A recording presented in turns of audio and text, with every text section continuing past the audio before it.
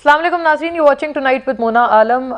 वैसे तो खान साहब election commissioner, chief election commissioner के बारे में बयानात देते ही रहते हैं और उनके इस तड़कते फड़कते बयानों के बाद इमरान खान साहब और उनके पार्टी के दीगर रहनुमा जिनमें फवाद चौधरी साहब और जनाब असद उमर शामिल हैं, सुप्रीम कोर्ट ने इनको आज तौहीन अदालत का जो नोटिस है वो जारी कर दिया है। और तौहीन इलेक्शन कमीशन केस में दरअसल ये जो नोटिस है ये खान साहब को और दीगर उनके पार्टी के इन तमाम रहनुमाओं को जारी किए गए हैं। खैर नाजरीन, इस वक्त बहुत मुल्क में हलचल है और एक तकर्री पर हर कोई बात कर रहा है। आज वजीर खारजा जनाब बिलावल भुट्टो ने भी इस हवाले से इजहार ख्याल किया और इस मामले में जो मैं कहूँगी इसको एक ग्लिच है, वो ये है कि वज़ीर आज़म जनाब शहबाज शरीफ साहब कोविड का शिकार हो गए हैं। अल्लाह उनको जल्द अज जल्द सेहत याब करे। और बताया कि जा रहा है कि इस वक्त जितनी उनकी मीटिंग्स वगैरह हैं जो कि उन्होंने चेयर करनी थी, वो इस वक्त वज़ीर ख़जाना जनाब इसहाक डार शेयर कर रहे हैं। तो नाज़रीन, ऑब्वियसली इस तमाम मामले में क्योंकि इस वक्त जिस एक बड़े क्रिटिकल हालात में और स्टेज पर मुल्क है, तो ऑब्वियसली क्या इसमें कोई इस वजह से डिले आ पाएगा। इंफॉर्मेशन मिनिस्टर मरियम औरंगजेब साहिबा ने ये ट्वीट करके आवाम को बताया शहबाज शरीफ साहब के कोविड के हवाले से। याद रहे इससे पहले शहबाज शरीफ साहब बैरून ममालिक दौरों पर थे, जिनमें वो इजिप्ट गए थे, फिर उसके बाद वो उससे पहले वो चीन गए थे, उसके बाद वो लंदन गए थे और लंदन में क़याम के बाद वो दरअसल पाकिस्तान मंडे के रोज़ वापस आए हैं। ये ट्वीट आप देख सकते हैं जो कि बाज़ाब्ता तौर पे मरियम औरंगजेब साहिबा की तरफ से हुई और फिर उन्होंने ये आवाम तक ये खबर पहुंचाई। नाजरीन, इस तकर्री के हवाले से तो बात चल ही रही है और बताया ये जाता है लंदन में सबसे अहम नंबर 1 पोजीशन पर जो एजेंडा था मुलाकात का वज़ीर आज़म शहबाज शरीफ और PMLN के सुप्रीमो नवाज शरीफ के दरमियान, वो ये मुलाकात का जो एजेंडा था वो था। लेकिन इसके हवाले से दीगर भी कुछ बातें हैं जो कि करने वाली हैं। चीफ इलेक्शन कमिश्नर के हवाले से आज इमरान खान साहब ने एक दफ़ा फिर उनके ऊपर सख्त तरीन तनकीद की है। आज ही मजे की बात है, उनको तौहीन इलेक्शन कमीशन केस में उनको और उनके पार्टी के दीगर रहनुमाओं को नोटिस जारी हुए हैं और आज उन्होंने मजीद एक और तनकीद की है जब वो लॉन्ग मार्च के शुरका से खिताब कर रहे थे। खैर नाज़रीन, खान साहब के बारे में ये बात करना निहायत ज़रूरी होगा कि बहुत एतराफ़ से उनकी बीमारी का मजाक उड़ाया गया, खासी नामुनासिब बातें भी की गई। कुछ जगहों पर उनको कुछ एक्टर्स से कंपेयर करके कहा गया। खान साहब ने तो बॉलीवुड के अदाकारों को पीछे छोड़ दिया है, लेकिन बहुत नामुनासिब अल्फाज, किसी की भी बीमारी पर सियासत नहीं करनी चाहिए। ये सबक हमें दोबारा हासिल होता है क्योंकि खान साहब को कल उनके जो ये तमाम वूंड्स थे और जो उनके जख्म थे वो दिखाना पड़े ड्यूरिंग ड्रेसिंग। उनकी पार्टी की तरफ से बताया जाता है कि ये फैसला कुछ लोगों की तरफ से किया गया और खान साहब ने उसकी हामी भरी कि जी हमें एक वीडियो अलाउ करें कि जब आपकी ड्रेसिंग चल रही होगी तो हम वो जो है वो तमाम चीज़ शूट करके उन लोगों को चुप कराएं जो कि आपके जख्मों पर शक कर रहे हैं। तो नाजरीन, इसके ऊपर बात करेंगे। साथ साथ इस मामले पर जो JIT बनी है वो भी काम करने से क्यों कासिर है। पंजाब गवर्नमेंट के ऊपर तो पहले ही इमरान खान साहब अपनी पंजाब गवर्नमेंट के ऊपर अदम एतमाद का इजहार कर चुके हैं, लेकिन अभी उनकी बनाई हुई JIT भी भला काम क्यों नहीं कर रही, इसके ऊपर भी बात करेंगे। FIR के इंदराज के ऊपर भी मामला जूं का तू है, उसको भी आगे लेकर चलेंगे और मैं फौरी तौर पर अपने मेहमानों का रुख करती हूँ उस तमाम बहस में। यहाँ स्टूडियोज़ में हमारे साथ तशरीफ़ फरमाए जनाब साले जाफिर, सीनियर सहाफ़ी, तमाम मामले पर तज्ज़िया तबसरे के लिए हमारे साथ शरीक गुफ्तगू हैं। वेलकम सर, बहुत शुक्रिया, खुशामदीद। नाज़रीन, जनाब सेनेटर निसार खोड़ो मुझे ज्वाइन कर रहे हैं पाकिस्तान पीपल्स पार्टी के स्टॉलवर्ट हुकूमत वक्त और पाकिस्तान पीपल्स पार्टी के मौक़िफ़ के लिए। खुश आमदीद आपको भी बहुत बहुत खोड़ो साहब। और नाजरीन, जनाब रियाज फतेहाना, सीजन पॉलिटिशियन, पाकिस्तान तहरीक इंसाफ के बहुत सीजनड और सीनियर रहनुमा हमें ज्वाइन कर रहे हैं PTI और अपोजिशन, क्योंकि इस वक्त कोर अपोजिशन तो PTI ही है, उनके मौक़िफ़ के लिए। वेलकम ऑन बोर्ड सर, बहुत शुक्रिया और वार्म वेलकम टू यू। आप बताइएगा साले जाफिर साहब, एक तो मामला इस तकर्री का ही है और जो बरतानिया में केस चल रहा है उसके ऊपर भी थोड़ी आप अगर रोशनी डाल पाएं तो ज़रूर हमें बताएं वो क्या मामला है। ये शॉर्ट सुनते चलिएगा साले जाफिर साहब। ये वज़ीर आज़म शहबाज शरीफ का, जब वो वज़ीर आज़म नहीं थे, अपोजिशन लीडर थे, और जब डेली मेल में ये खबर आई थी तब उन्होंने क्या दावा किया था, अब उनको वो दावा कुछ PTI के लोग याद क्यों करा रहे हैं, इसके ऊपर ज़रा जानते हैं साले साहब से। लेकिन अभी बात सुनिएगा शहबाज शरीफ साहब की। बरतानिया की अदालतों में खुदा न खास्ता सजा अपना फैसला मेरे खिलाफ आया तो मैं पूरी कौम से माफी मांगकर मैं सियासत से अपना किनारा कश होऊंगा और हर किस्म की सजा कबूल करूंगा।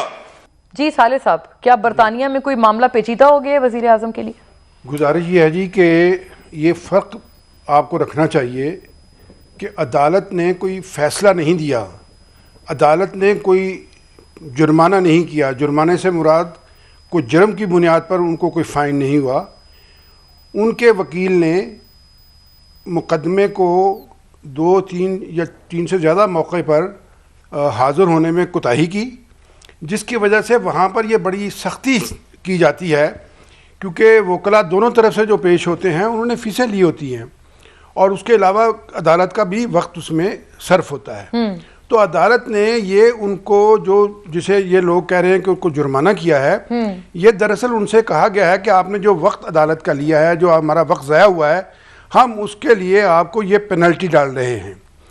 उसका फैसले से केस के मेरिट से कोई ताल्लुक़ नहीं है। उसके लिए शहबाज शरीफ या PMLN के लोग वो कंटेस्ट कर रहे हैं, अगली तारीख मुकर्रर है और उस तारीख पर वो अपना मुकदमा पेश करेंगे। ऐसा नहीं है कि उन्होंने कह दिया है कि ये शहबाज शरीफ का जो केस है हम इसको डिसमिस कर रहे हैं, ऐसा हरगिज़ नहीं है। यानी आपकी ज़ाती इन्फॉर्मेशन के हिसाब से शहबाज शरीफ साहब इस केस में बिल्कुल क्लियर है और कोई प्रॉब्लम उनको नहीं आएगी, बकौल PTI के जो कि उनको ये पुराना बयान याद कर करके उनको सुना रहे हैं। अर्ज़ यह है जी कि मैं इसमें क्लियर किसी को करने वाला कौन होता हूँ या PTI वाले उनको मुजरम करार देने वाले कौन होते हैं, ये लंदन की अदालत ने फैसला करना है। और लंदन की अदालत में अगर केस ख़त्म हो गया है तो लंदन में अदालत इस केस के लिए अल्फाज इस्तेमाल करती, केस इज डिसमिस्ड। ऐसा नहीं है, उन्होंने तारीख मुकर्रर की है, उस तारीख के ऊपर बहस होगी और उसके बाद केस अकॉर्डिंगली चलेगा। केस ख़त्म नहीं हुआ। अगर किसी के पास इससे मासवा इतला है, इंफॉर्मेशन है, तो हमें बताए, हम उसके लिए गुफ्तगू करने के लिए हाजिर हैं। राइट, लेकिन आप कह रहे हैं कि आप अपनी इन्फॉर्मेशन या अपनी बात आप इसलिए नहीं करेंगे क्योंकि मामला सब जुडिस है। फेयर इनफ, ये एक जिम्मेदारी का भी नाजरीन तकाजा है। पूरे मामले पर एक नाजरीन ब्रेक का मुझे कहा जा रहा है, लेकिन मजीद भी इसमें क्योंकि पॉलिटिकल व्यू पॉइंट जरूरी है, तो स्टे विद अस।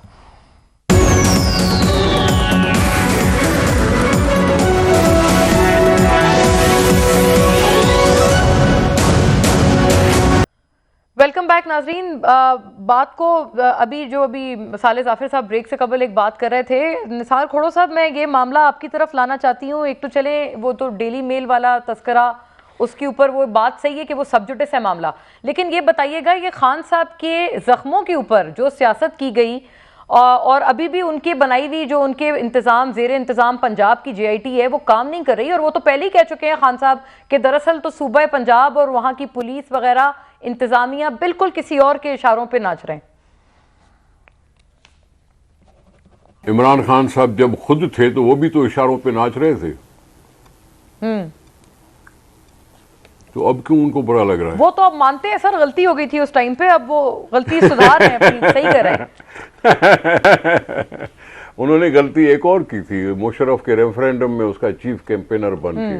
खोड़ो साहब अब भी वो किसी के इशारे पे नाच रहे हैं। मैं माफी चाहता हूँ आपके मुदाखलत। ये तो आपने बड़ा इंकशाफ किया साले साहब। अब भी वो किसी के इशारे पे नाच रहे हैं। साले जाफिर साहब, मुझे इसका पता नहीं, आप इस्लामाबाद में होते हैं, ज्यादा खबरें रखते हैं, लेकिन वो खुद मान रहे हैं कि जी मैं उनके इशारों पे चलता था, अख्तियार मेरे पास नहीं था, इस नाम के वास्ते में वजीर आजम था और कुछ कर नहीं पाता था।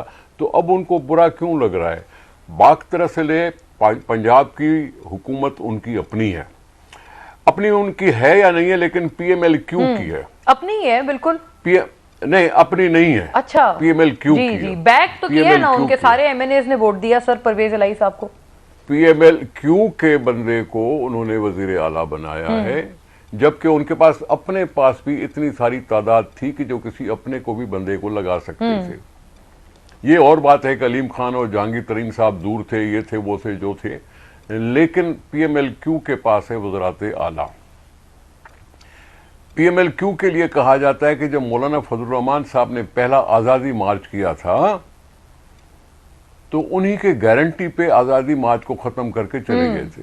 ऐसे ही है बिल्कुल, उन्होंने ही राब्ता किया था, जबकि वो तब खान साहब के तब भी इत्तेहादी थे वफाक में। जी हाँ, और अब भी खान साहब को पता था कि जी वजीर आला किसको मैं बना रहा हूं, जिसके कहीं ना कहीं धागे बागे चलते रहते हैं। लेकिन सर मैं एक आपसे अर्ज करता हूं, अगर खोड़ो साहब वही वजीर आला के लिए क्या आप लोग भी कैंपेन नहीं कर रहे थे? क्योंकि हम तमाम को याद है वो जो जरदारी साहब की रिक्लाइनर पे बैठकर एक चौधरी शुजात हुसैन के साथ तस्वीर थी। देखें, हम पर तो इल्जाम लगता ही रहता है। इमरान खान के मुंह से कभी भी कोई अच्छा लफ्ज तो निकला नहीं। उन्होंने हमें हमेशा चोर कहा है, हमें डाकू कहा है, हमें ये कहा है, मैंने बुरी बुरी बातें की है। ठीक है, हमने की थी कोशिश, नहीं हुआ काम और दूसरी बात हो गई। लेकिन इमरान खान को तो ज्यादा पता है ना, उसको कहते हैं कि जी एस्टेब्लिशमेंट मेरे बंदे हैं जो मुझे खबरें लेकिन खोड़ो साहब अगर आपके वजीर आला बन जाते परवेज इलाही साहब, तो क्या वो अच्छे हो जाते, वो ठीक हो जाते? जैसे अभी आप कह रहे थे ना कि आपने तनकीदी नोट का भी तो एक अपना इजहार किया है। मैंने ऐसा कुछ नहीं कहा। मैंने कहा कि परवेज इलाही के बारे में इमरान खान को हमसे ज्यादा पता है। उन्होंने सोच समझकर परवेज इलाही साहब को वज़ीरात आला दी, अपनी ताकत होने के बावजूद उनको आगे लाए, तो इमरान खान ज्यादा जिम्मेदार है ताकि शायद किसी और का आशीर्वाद मिल पाए उनको, या उनकी। भाई मुझे नहीं मालूम, लेकिन इल्जाम तो उस पर आएगा ना, इमरान खान पर। सही साले साहब, हाँ अगर वहां बिल्कुल साले साहब कह रहे हैं बिल्कुल ऐसी जी। अब बोजदार साहब होते तो शायद इस तरह से न करते, मुझे नहीं मालूम। लेकिन इमरान खान खुद जब इशारों पे नाच रहा था तो बोजदार भी कर लेता। ठीक है, मैं फतियाना साहब हमारे साथ हैं कनेक्टेड या नहीं? मैं ओके, फतियाना साहब की तरफ मैं जाती हूँ इस बात पे, क्योंकि यकीनन उनके व्यूज तो बड़े जरूरी हैं इस पे। साले जाफिर साहब, आप बताइएगा इस पे, अगर आप कुछ तबसरा कर पाए सर, क्योंकि जाहिर है खोड़ो साहब ने तो एक बात की ना कि जो उनकी हुकूमत, उन्होंने जो ला ताल्लुकी का इजहार किया खान साहब के साथ इस बदकिस्मत कातिलाना हमले पर, ना JIT काम कर रही है, ना उनकी मर्जी की FIR नहीं, ऐसी बात। हाँ, जी हाँ। लेकिन साले साहब, आप उन जख्मों के हवाले से, गुजारिश ये है जी कि जख्मों का जिक्र बाद में आएगा, पहले जख्म लगने की जो वारदात हुई है हमें उसका तजिया करना है। अभी तक यही कहा गया कि एक हमलावर था जिसके पास एक पिस्टल था, जिसमें से 9 गोलियां चली और 10वीं गोली या 9वीं गोली का जो खौल है वो वहाँ से नहीं मिला उनको। और इन 10 गोलियों में से 4 गोलियां इमरान को लगीं, 4 गोलियां उस नौजवान को लगीं जो कल असद के साथ खड़ा था, 2 गोलियां चट्टा साहब के बेटे को लगीं और उसके अलावा 14 लोग जख्मी हुए। मुझे तो अभी तक उन गोलियों का और जख्मियों का आपस में हिसाब नहीं मिल रहा। तो इस वजह से ये तशवीश पैदा होती है, ये शुबा होता है कि कहीं ऐसा तो नहीं है कि ये गोलियां और जख्म जो हैं ये कोई आपस में को बहुत ज़्यादा इसमें कोई इस तरह की कोई मिली भगत हो, या गोलियां जाली हैं या फिर जख्म जाली हैं, दोनों में से एक चीज जरूर नहीं है। तो जख्म तो दिखा चुके हैं सर वो जी, गुजारिश यह है कि गुजारिश यह है कि जख्म जब आप फिल्मों में देखते हैं तो वो हकीकत के इतने करीब लगते हैं कि इंसान को गुमान गुजरता है। तो मैं इस बात सर ऐसे ना नहीं, फिर मेरी यार सुनिए, अगर ये जख्म वाकई असली थे तो इनको तो वजीराबाद से बाहर नहीं निकलना चाहिए था, फौरन डॉक्टर के पास जाना चाहिए था, करीबी हॉस्पिटल में जाना चाहिए था। 250 किलोमीटर दूर लाहौर जाके उन्होंने उन जख्मों का इलाज कराया। अगर उन जख्मों से खून बह रहा था तो खान साहब का लाहौर में बहोशो हवास पहुंचना मुमकिन नहीं था। ये आप किसी मौलवी से पूछें। चूँकि ये मामला इतना नज़ाई हो गया है तो इसकी जब तक कोई गैर जानबदार, इनको चाहिए कि किसी इंटरनेशनल मेडिकल ग्रुप को बुलाएं, टीम को बुलाएं, वो आके साले साहब ऐसा भी तो हो सकता है ना कि उन्होंने अब वो ड्रेसिंग की अपने जख्मों की और फिर उसके बाद, वो तो बात सही है ना, रेस्क्यू का एक एहलकार आया, उसने खान साहब की मरहम पट्टी की और फिर उसके बाद उनको बिल्कुल शौकत खानम ले जाया और उसने भी ये कहा कि जख्म मैंने एक देखा है, उसने और ये नहीं कहा कि गोली का जख्म देखा है, उसने कहा जख्म मैंने एक देखा है। मेरी सुनिए, अगर ये बात गलत है या दुरुस्त है कि जख्मों की आप बात ना करें, तो आप मुझे बताइए कि मैडम कुलसूम नवाज शरीफ लंदन के हॉस्पिटल में दाखिल थी, डॉक्टरों ने कहा कि उनकी जिंदगी जो है वो आखिरी दमों पर है। जी जी ऐसे ही है। इन लोगों ने, तहरीक इंसाफ के लोगों ने जाकर तफ्तीश की, अपने लोग उनके ICU में दाखिल कर दिए ताकि ये देखें कि वो वाकई बीमार हैं या कहीं ड्रामा कर। अच्छा, तो ये सिलसिला उन्होंने शुरू किया है। ये तो एक जाहिर मनफी ट्रेंड है जिसने भी किया किसी की भी बीमारी पर सियासत। लेकिन फतियाना साहब, मुझे बताया जा रहा है, आप सुन पा रहे हैं, ये बताइएगा, ये जो अभी जख्मों के हवाले से खान साहब के उन्होंने कल ऑल्दो दिखाए हैं और मैं तो उन्हें बिल्कुल देखकर मुझे बहुत अफसोस भी हुआ है कि वो यकीनन बहुत तकलीफ से गुजरे होंगे। लेकिन साले जाफिर साहब उन लोगों में से हैं जो कह रहे हैं कि नहीं, उनके ऊपर शक का इजहार करना, गोलियों के ऊपर इजहार करना शक का, ये तमाम बातें वजह हैं, क्योंकि अगर वाकईतन इतने जख्म थे तो वो वजीराबाद से बाहर उन्होंने ट्रैवल कैसे किया इतने दूर डिस्टेंस पर, और वहां तक वो जा ही नहीं सकते थे।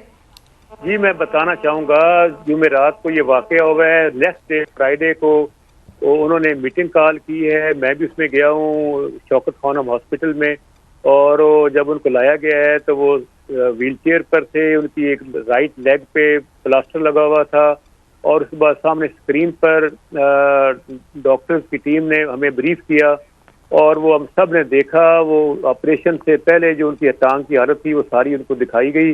उनको 4 गोलियां लगी थी और जो 2 दाएं टांग में, 2 बाएं टांग में, जो दाएं टांग में लगी है उनकी मेन आर्टरी अगर कट जाती तो फिर उनका बचना मुश्किल था। 20 मिनट भी इंसान सर्वाइव नहीं करता, वो अल्लाह के फजल से बच गई। मेन आर्टरी बचने से वो गोश्त में दोनों तरफ चला गए, 2 गोलियां गई, उससे नुकसान ज्यादा नहीं हुआ। और बाईं टांग की भी यही पोजीशन थी, और जो एक फ्रंट में लगी है वो उनकी पुतली की हड्डी को क्रैक्स उसने किए हैं, और ये सारा उसका बैकग्राउंड है। और दूसरी बात ये और है, जो ये लोग शक का इजहार कर रहे हैं फतियाना साहब कि वो इतना लंबा ट्रैवल कैसे किया उन्होंने, अगर वो मैं बता देता हूँ, अगर खुदा ना खास्ता मेन आर्टरी टांग की कट जाती, वाकई वो ट्रैवल ना कर सकते और उनकी फिर 20 से 25 मिनट उनकी होता सारा मामला। लेकिन चूंकि मेन आर्टरी बच गई, फौरी 1122 की वहाँ टीम पहुंच गई, उसने फौरी जो थोड़ा बहुत खून निकल रहा था इमीडिएटली उसको स्टॉप कर दिया। सबसे पहले उनकी ड्रेसिंग हुई है कंटेनर में, उसको ड्रेसिंग करके उनका सारा ब्लीडिंग जो हो रही थी फौरी स्टॉप कर दिया था 1122 की जो टीम थी रेस्क्यू की। जी उसके बाद उन्हें वहां से निकाला गया है और वो बताया गया कि पहले जो उनकी आगे मोबाइल स्क्वाड थी वो कच्चे रास्ते में लेकर जाने लगी, लेकिन इनकी टीम ने जो गाड़ी में थी रिफ्यूज किया और सीधे रास्ते पे आए हैं और फिर शहर में घुसाने की कोशिश की। ये फिर बाईपास से निकले हैं गुजरांवाला से। जब ये लाहौर आए हैं तो मोबाइल टीम लेकर इनको ठोकर न्याज में उतरना चाह रही थी, इन्होंने अकलबंदी की, नहीं उतरे पीछे, सीधे ओवरहेड ब्रिज क्रॉस करते हुए नेशनल हाईवे 5 को और रायवेन रोड को सीधा शॉर्टकट रास्ता जो था, लाहौर के लोग उसमें थे, उनको पता था, सीधा शौकत खाना हॉस्पिटल में लेकर गए हैं। उसकी 2 वजूहात थी, एक तो उनको रास्ते का इल्म था, नंबर 2 पुलिस स्क्वाड को उन्होंने मुकम्मल फॉलो नहीं किया, उसको करते तो कभी ना पहुंचते, वहीं फंस जाते। उसकी क्या वजूहात हैं, पुलिस को क्यों गाइड नहीं किया गया, कौन लोग उनको मिसगाइड कर रहा था। यहाँ पर भी आपको फाउल प्ले का आप एक खदशा है जो बिल्कुल बिल्कुल, वो 2-3 जगह हुआ है ना। एक वजीराबाद से निकलते हुए कच्चे रास्ते पे जाने का क्या मतलब है, क्या मतलब है, गुजरांवाला में शहर में घुसाने की क्या जरूरत है। वो बाईपास से पुलिस स्क्वाड आगे निकल जाती है, उसको छोड़ के इनकी गाड़ी इनको बाईपास पे ले जाती है। और लाहौर में भी यही हुआ, ठोकर न्याज में गाड़ी उतर गई, वो नहीं उतरे और सीधे चले गए हैं और वो सीधा हॉस्पिटल पहुंच गए। और फिर यह है कि उनकी अल्लाह ने जिंदगी रखनी थी। हर मुसलमान का एतमाद और एतकाद है कि अल्लाह रखना चाहे तो कोई उनकी जान दे नहीं सकता। और ये सारा मामले, उनकी खुद भी बड़े हेल्दी हैं, आपको पता स्पोर्ट्स मैन है, उनके मसल्स और सारे जिस्म एक ताकत है, और वो माशाल्लाह और भी होता तो शायद फिर उनके आसाब ठीक रहे, उन्होंने अपने आप को पेंट नहीं होने दिया, डिप्रेशन में नहीं गए, अपने आप को बरकरार रखा, नफ्सियाती तौर पर खुद को स्ट्रॉन्ग रखा और बेहोशी तारी नहीं होने दी, और फौरी वो सेफ हैंड में पहुंच गए। यहाँ भी सारा मामला सबके सामने है। और जो ये बातें करते हैं, हमारे जख्मों पे वो नमक छिड़कने की बात करते हैं, हमें दुखी करते हैं। हम पहले ही पूरी ये फतियाना साहब, मैं आपको दुखी नहीं कर रहा, मेरी बात सुने आप भलेमानस आदमी हैं, इसलिए मैं आपसे बड़े मोहब्बत और नहायत अदब के साथ ये कहना चाहता हूँ कि अगर ये पुलिस का फाउल प्ले इसमें था, पुलिस का फाउल प्ले है, तो आपने अपने मातहत चीफ मिनिस्टर से, को मातहत है ना जी, गवर्नमेंट आपकी है, मिनिस्टर सारे आपके हैं समेत होम मिनिस्ट्री के। अच्छा, तो आपने चीफ मिनिस्टर से पूछा, बात पूछ की उनसे वो तो कह ही रहे हैं कि हम तो बेबस हैं और हमारी जो हुकूमत है वो हमारे बस में नहीं है। ये बात सही है कि आप खुलकर बरमला इजहार करें कि भाई हमें वजीर आला अपने समझ नहीं आ रहा। एक दूसरी बात, ये जो कह रहे हैं कि मैंने उनको प्लास्टर देखा जी, तो ये बताइए आज तक कभी किसी जख्मी पे जब वूंड होता है तो उसके ऊपर प्लास्टर करते हैं? प्लास्टर होता है हड्डी टूटने पर। जवाब फरमा दे, मैं थोड़ा सा भी जाऊंगी। मैंने बताया उनकी हड्डी क्रैक हुई है, फ्रंट से क्रैक हुई है, उसी के लिए उन्होंने प्लास्टर लगाया है। लेकिन जख्मों के ऊपर प्लास्टर नहीं किया जाता, जख्म गल जाता है। जख्मों के ऊपर प्लास्टर नहीं किया, जो पिंडली की हड्डी टूटी है या क्रैक हुई है उसके ऊपर प्लास्टर था। सारी टांग पे मैंने कब कहा कि उन्होंने थान एक लपेटा हुआ था जख्म उसका। नहीं, वो पट्टी है उसमें, और ये बड़ा वाज़ेह तौर गोलियों की भी हमें वीडियो दिखाई गई है, वो जो कैमरे में। वीडियो के चक्कर में ना जाए, ये मेडिकल का मामला है, ये वीडियो से नहीं तय होगा।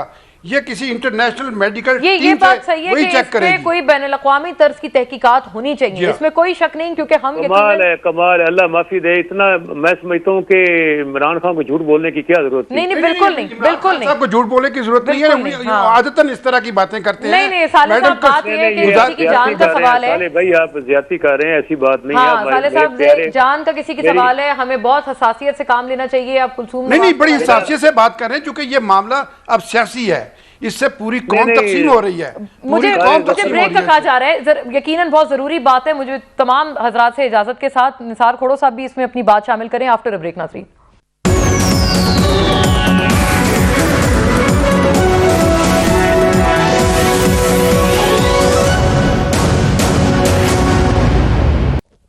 वेलकम बैक नाजरीन। अभी ब्रेक से कबल जो हम बात कर रहे थे, यकीनन बहुत एक ज़रूरी बहस है, होनी भी चाहिए। निसार खोड़ो साहब, आपका इस पे क्या ख्याल है? एक तो रोशनी ज़रूर डालिएगा इस बात पे, दूसरा ये कि मतलब जो हुकूमत वक्त की तरफ से बात की जा रही, जो अपोजिशन की तरफ से बात की जा रही है, वो भी उतनी संगीन है। ये शेख रशीद अहमद ने आज जो ट्विटर के जरिए एक जो पैगाम दिया है, अगर हम नाजरीन को भी दिखा पाएँ, वो ये कहते हैं IMF ने गिरबान से पकड़ लिया है, हुक्मरानों ने सऊदी अरब और चीन का नाम बेजा इस्तेमाल किया, रूस से तेल मंगवाने के लिए हौसला चाहिए। यानी वो कह रहे हैं आप हुकूमत वक्त में हौसला नहीं, और हुक्मरान रावलपिंडी को आंखें दिखाने के काबिल नहीं है।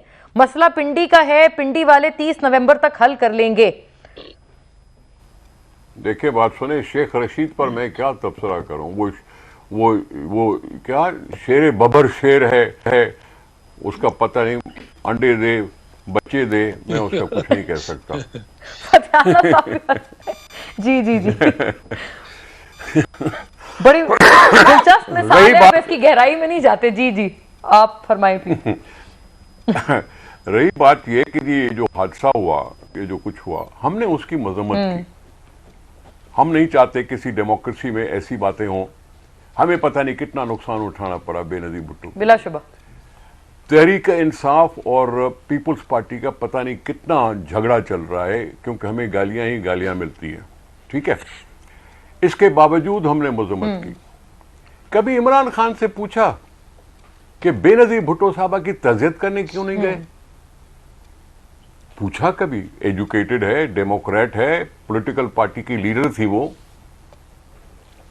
इतना भी नहीं हो सका उनसे। लेकिन हमने तो फिर भी मजम्मत की। मजम्मत के पीछे हमारी नेकनियती कह सकते हो। डेमोक्रेसी में हमें ऐसी चीजें नहीं चाहिए जिस तरह से ये माहौल बने। लेकिन कल अमेरिकी साजिश के लिए बोल दिया कि जी कैसा है, पारीना है, छोड़ो इस चीज को। हो सकता है कल इस वाक़े के लिए भी इसी की तरह कह दें।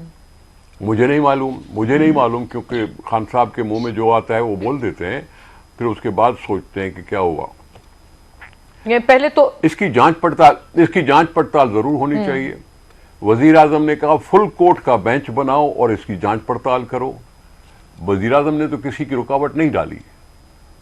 जब वजीर आजम रुकावट नहीं डाल रहा, उनको पहले ही कोर्ट में जाना चाहिए था। अगर पुलिस उनकी अपनी पुलिस जी, FIR, हाँ, उनकी अपनी पुलिस SHO FIR दर्ज नहीं कर रहा, तो दूसरा तरीका तो इंसान के पास यही होता है कि जी कोर्ट के पास जाता है और कोर्ट जो से कि वो लोग गए हैं, PTI के तमाम लोग अभी गए हैं ना। जब इधर से नहीं हो रहा, 5 दिन FIR नहीं करी, अब 5 दिन के बाद अगर कोई FIR कटे तो उसकी हैसियत क्या रहती है? सिफर बटा फर्स्ट ऐसे ही है। इंफॉर्मेशन। अच्छा, FIR का मतलब क्या है? First information report. बिल्कुल।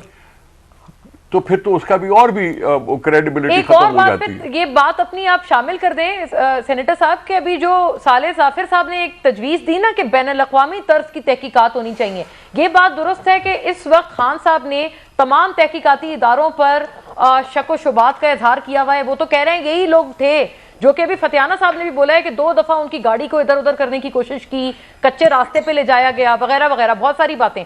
तो अगर यही लोग तहकीकात करेंगे तो इनकी करी हुई तहकीकात तो खान साहब पहले ही रद्द कर देंगे। मैं नहीं समझता कि इमरान खान साहब को लाहौर छोड़ने के लिए सिर्फ एक ही गाड़ी थी। उनके पीछे जुलूस होगा। नहीं, फ्रंट की बात कर रहे हैं। आगे अगर मोबाइल वैन होती है तो उसके पीछे कह रहे हैं जी। फतियाना साहब आप कुछ इसमें कह रहे हैं? मैं कह रहा हूं कि इमरान खान जख्मी हो, इतने सारे लोग हों और अकेले जाने देंगे इमरान खान को अपनी गाड़ी में कि जी ड्राइवर के साथ चले जाओ? ये हो नहीं नहीं, सकता। पीछे गाड़ियां थी फ्रंट पे जो पुलिस गाड़ी, उसकी मैंने बात की कि वो दाएं बाएं घूम रही थी, पूरे जो स्क्वाड कर रही थी। फ्रंट वाले के साथ राब्ता होता है, फ्रंट वाले के साथ राब्ता होता है, वॉकी टॉकी होती है, मोबाइल फोन होते हैं, सब कुछ होते हैं। ये कैसे हो सकता है कि इमरान खान जैसे लीडर के लिए मोबाइल फोन रूट अख्तियार करे? मोबाइल वाले अक्सर वो रूट अख्तियार कर लेते हैं, लेकिन आपकी मर्जी होती है, आप किसी और जगह से भी जाना चाहते हैं तो उनका फर्ज है आपको फॉलो करें, आपको प्रोटेक्शन देने की कोशिश करें। मोबाइल आपको नहीं, मैं वही अर्ज कर रहा हूं कि कहीं मोबाइल वाले अक्सर थोड़ा सा लंबा रूट भी ले लेते हैं क्योंकि वो डायरेक्शन की वजह से, लेकिन उससे कहीं ज्यादा स्पीडी शॉर्टकट। सानिया कारसाज के बाद बेनजीर भुट्टो को भी इसी तरह से V8 में बिठा के ले गए थे। बिल्कुल ये ऐसे ही है फतियाना साहब, ये तो एक बड़ी लॉजिकल सी बात है। और एक ये भी बताइएगा, बात की कंटिन्यूटी में ही एक बात उन्होंने की है कि बेनजीर भुट्टो की शहादत के वक्त या उसके बाद कभी खान साहब की तरफ से वो ताजियत के लिए आया क्यों नहीं आया? उन्होंने कभी ताजियत कहते हैं क्यों नहीं की? कंडेमनेशन तो वगैरह की है उन्होंने, लेकिन ताजियत के लिए क्यों नहीं आए खान साहब? कंडेमनेशन के लिए भी गुजारिश खान ये साहब है ने कि अल्फाज इस्तेमाल किए थे, वो भी काबिल एतराज थे। कौन से वाले सर? ये तो मैं भी कह सकता हूं कि मैं अप्रिशिएट करता हूं कि पीपल्स पार्टी के रहनुमाओं ने बिल्कुल इस वाक़े की मजम्मत की है, बुरा कहा है, लेकिन किसी ने आके इयादत पीपल्स पार्टी वालों ने भी नहीं की। ऐसी बात नहीं है, हो जाता है बाज़ का। एतजाज एहसन साहब आए हैं ना सर? एतजाज एहसन आए हैं, हम अप्रिशिएट करते हैं। लतीफ खोसा साहब की अच्छी स्टेटमेंट है, बिलावल भुट्टो साहब की अच्छी स्टेटमेंट लतीफ है, खोसा साहब तो हमारे साथ थे मंडे को और उन्होंने बड़ी सख्त तनकीद की थी। मैंने उन्हें ख्वाजा आसिफ का ट्वीट दिखा के मैंने उनसे अर्ज किया, मैंने कहा आप भी मजाक उड़ाएंगे या आप भी, मतलब उन्होंने कहा था किसी सूरत ये काबिल कबूल नहीं है। और खान साहब को पक्की बिल्कुल चोट आई है, एक्सरे पे भी उन्होंने कहा, हर तरह से उन्होंने दिखाया। उन्होंने बड़ी सख्त अल्फाज में कहा था कि मैं कंडेम करता हूं जो भी उनके ऊपर इस तरह की बातें कर रहा है। देखें, एतजाज एहसन साहब और लतीफ खोसा साहब दोनों टॉप लॉयर्स हैं और खोसा साहब था स्पेशली फौजदारी के वकील, तो वो समझते हैं चीज़ों को। हम इन बयानात को अप्रिशिएट करते हैं, हम इसको खुशामदीद कहते हैं। अच्छा उन्होंने तासर छोड़ा है, जिसको हम कदर की निगाह से देखते हैं। तो यानी ये जो बात कर रहे हैं फिर वो तो सही हुई, क्योंकि साले साहब ने भी एक लुकमा बीच में जरूर एक शामिल किया था। उन्होंने कहा जिन अल्फाज में खान साहब ने मजम्मत की थी बीबी की शहादत की, वो भी ठीक नहीं थी। देखिए, मेरे इल्म में नहीं है, क्योंकि उस वक्त मैंने ना सुना है ना देखा है। मैं इस पे कुछ तबसरा करने की मैं फतियाना साहब इसमें नहीं मुदाखलत करना चाहता। ताज़ियत के ऊपर ताज़ियत तो प्राइम मिनिस्टर शहबाज शरीफ ने भी की, ताज़ियत तो नवाज शरीफ ने भी की, ताज़ियत तो मरीम नवाज ने भी की। ये कहा था ना उन्होंने कि आपकी अपनी वजह से, क्योंकि उनको जो पहले से बताया गया था वो आपने फॉलो नहीं किया। ये उन्होंने कहा था एक्चुअली खान साहब ने। गुजारिश ये है, नहीं वो नहीं जरूरत थी ना जी, इस तरह की गुफ्तगू नहीं कहनी चाहिए। इतना बड़ा सानिया हो गया। और यही नहीं है, ये खान साहब का ट्रैक रिकॉर्ड है। उनके दिल में किसी के मरने पे, किसी के जिंदा रहने पर बहुत बड़ी बात कर रहे हैं आप साले साहब, नहीं बात कर रहे हैं। ये तो ऐसा तो नहीं हो सकता। रिकॉर्ड ये बताता है कि इमरान खान साहब जो हैं वो बड़े ही चूजी हैं इस मामले में। मतलब उनको दुख ही नहीं होता? नहीं सर, ये तो आपने अगर होता है तो उसका इजहार नहीं होता, उसका इजहार नहीं होता। नहीं, ऐसी कोई बात नहीं है। इंतहाई दर्द दिल रखने वाले शख्सियत हैं और एहसास प्रोग्राम उसकी सबसे बड़ा सबूत है कि उन्होंने सोचा ही गरीब और मजबूर लोगों के लिए। शौकत खानम भी उन्होंने कंसीव किया। गुजारिश है कि जी गरीब और मजबूर लोग और शौकत खानम, ये हॉस्पिटल, ये फिलंथ्रोपी, ये सब वो बातें हैं जो बड़े खुशनुमा अल्फाज हैं। हर सियासतदान, हर लीडर जिसने भी कोई पोजीशन लेनी होती है वो इन बातों का सहारा लेता है। अच्छा, मैं ये बात नहीं है। अब अगर ये देखा जाए तो शरीफ फैमिली ने एक हॉस्पिटल बनाया हुआ है ना, कभी आपने सुना है कभी उन्होंने ढोल बजाया उसका? जिस तरह ये हर वक्त शौकत खानम का बहुत बड़ा एलिगेशन है, इसका जवाब फरमा दें जी। गुजारिश ये है कि एक नहीं 3 हॉस्पिटल, कराची, पेशावर, लाहौर और अभी चंद रोज पहले इंटरनेशनल ऑर्गेनाइजेशन ने शौकत खानम हॉस्पिटल को दुनिया का 2nd बेस्ट हॉस्पिटल का सर्टिफिकेट दिया है, जो प्राइवेट सेक्टर में काम कर रहे हैं। तो मेरा ख्याल है इस वक्त पाकिस्तान की टेस्ट लेबॉर्ट्री और हॉस्पिटल इंटरनेशनल मेयार के हैं। इनको तो तौफीक नहीं हुई हमारी मौजूदा हुक्मरानों को। ये आप टेक्निकल बहस में पड़ जाएंगे। इस शौकत खानम के जो इलाज मुआवजे का जो स्टैंडर्ड है, जो शौकत खानम के इलाज मुआवजे के बारे में दावा किया जाता है कि उसमें गरीब लोगों का इलाज किया जाता है, अच्छा वो तो उसके बारे में बड़ी बहस है। एक अलग, लेकिन ये बात भी सही है साले साहब, बहुत सारे लोग जाते हैं शौकत खानम, बाहर से लोगों का हमें पता है, हमारे इल्म में है जो इलाज कराने शौकत खानम आते हैं। अच्छा, ये फतियाना साहब जरा तफसील से एक ये बात जरूर फरमा दीजिएगा। आज बिलावल भुट्टो वजीर खारजा ने भी ये कहा है कि खान साहब की तमाम सियासत का जो महवर है इस वक्त वो आर्मी चीफ की तकरीर। बस देखें, मेरी बात सुने, उन्होंने जो उनके अल्फाज हैं उनकी अपनी सोच है, लेकिन हम पाकिस्तान के अवाम को हकीकी आज़ादी देना चाहते हैं, पाकिस्तान को खुशहाली देना चाहते हैं, मुल्क को दिवालियापन से बचाना चाहते हैं, सियासी इस्तेकाम होगा तो करें यार। कायदे आज़म ने क्या दिलाया था? आज़ादी नहीं दिलाई थी। हम महंगाई से नहीं, कायदे आज़म ने आज़ादी नहीं दिलाई थी। अब कौन सी आज़ादी की बात कर रहे हैं?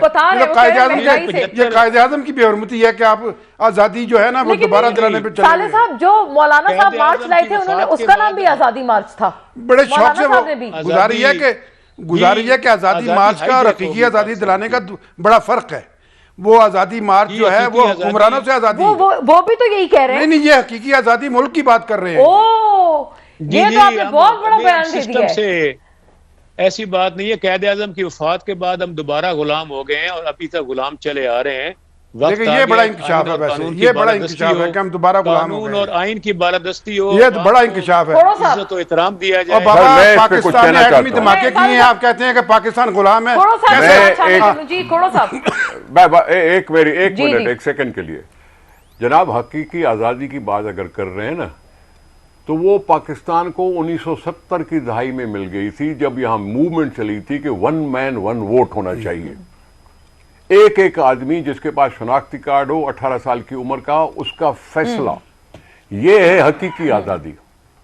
ये हकीकी आज़ादी मिली हुई है पाकिस्तान को। बस वो 77 के बाद रही थी बरकरार, जब भुट्टो साहब को शहीद फांसी पे लटकाया गया। एक मिनट, उसके बाद आप उनके हिमायती रहे हैं यार, जिन्होंने, देखें फतियाना साहब हमारा भी मुंह ना खुलवाएं, आप उनके हिमायती रहे हैं जिन्होंने मुल्क पे कब्जा किया रातों रात में जाके बैठ जाते थे और कहते हैं कि मैं चीफ एग्जीक्यूटिव हूं। आप उनके हिमायती रहे हैं। वो फतियाना साहब को ना डिस्कस करें। आप जो बात कर रहे हैं खोड़ो साहब, बहुत सही बात कर रहे हैं, आप उसी लाइन पे रहें। बहुत सही कह रहे हैं आप कि पाकिस्तान को फतियाना साहब को तो जुल्फकार अली भुट्टो ने हकीकी मानों में, अगर पाकिस्तान के कोई मसाइल थे आज़ादी के हवाले से, तो जुल्फकार अली भुट्टो ने उनको हल किया। जी फतियाना साहब, जी ये बिल्कुल दुरुस्त कह रहे हैं। लेकिन 77 में जब भुट्टो साहब को फांसी देकर रास्ते से हटाया गया है, तो फिर मुल्क दोबारा यरमगाल और आज़ादी से महरूम हो गया था। उसी को तो हम दोबारा बहाल करना चाहते हैं। वो यरगमालियों से हुकूमत ली आपने, हुकूमत ली, उनके सर पे बैठ के, उनके कंधों पे बैठ के आपने इक्तदार हासिल किया। तो वो खुदा का खौफ करेगा। वो नवाज शरीफ साहब के लिए भी तो यही बात करते हैं ना, वो तो अब क्या बंदा बोल रहे हैं। लेकिन नवाज शरीफ का ऐसा कोई दावा नहीं रहा। नवाज शरीफ ने आगे कभी, मेरी अर्ज सुने, नवाज शरीफ ने आगे कभी उनको गालियां नहीं दी। जिस तरह खान साहब ने गालियों का अल्फाज इस्तेमाल किए, नवाज शरीफ ने कभी किसी को गालियां नहीं दी। ये हकीकत है। शाइस्तगी का जनाजा निकाल दिया इन्होंने तो शाइस्तगी का जनाजा निकाल दिया। दो लोगों ने घेरा हुआ, इसलिए मैं फतियाना साहब की टीम बनी हूँ। आपके साथ मेरा सॉलिडेरिटी सपोर्ट है जी। बात ये है कि देखिए फतियाना साहब, मैं माजरत के साथ, आपने जनरल मुशर्रफ की हिमायत करके दरअसल गुलामी को कबूल किया। आपने रेफरेंडम में हिस्सा लेकर, वाहिद जमात थी जिसने रेफरेंडम का, उसी का तो